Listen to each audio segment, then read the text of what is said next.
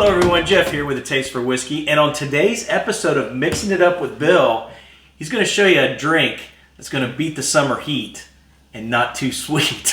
Right, pretty well. Exactly. What do we got here, Bill? Today, we have a classic summer cocktail, the Gin and Tonic. So we already have Jeff's made. He's got a sweet version of a Gin and Tonic.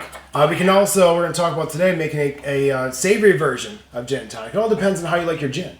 I like it. This is fantastic. So we're already rolling. Perfect. That's a great start. It's a great start. Yeah, so gin's going to be the predominant flavor for sure, right? Exactly. So what I recommend first is getting a gin you like. Since 50% of Gin and Tonic is...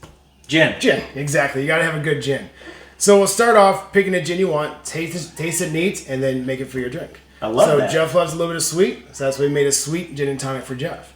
So what we're going to look at here, we're going to start off with our rabbit hole. This is a gin that was actually aged in rye barrels. So it has that savory kind of bourbon type effect to it.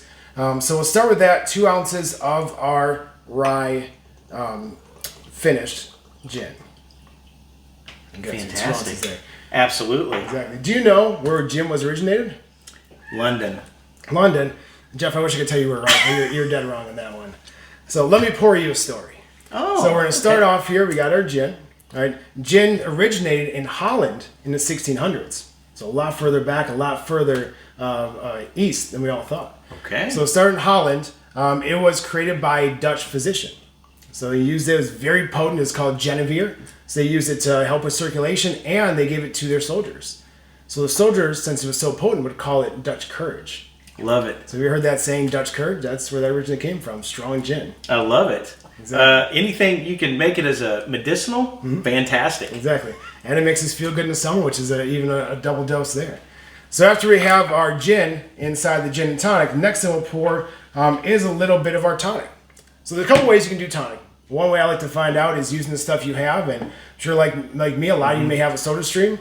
So a soda stream, you can carbonate your tonic or your water first and add your tonic syrup. And you can make that sweet as you want or as bitter as you want. Oh, that's cool. Based on how much syrup you have in there. And it never goes to waste. How many of us have wasted tonic bottles that we use one time and we throw out? Absolutely. Exactly. So we already pre-made this up, so I'm going to pour it to my liking here. So I'll pour it nearly all the way to the top because I like full drinks to start off. Once we have our tonic in here, the second to last ingredient, we're going to add a little bit of lime.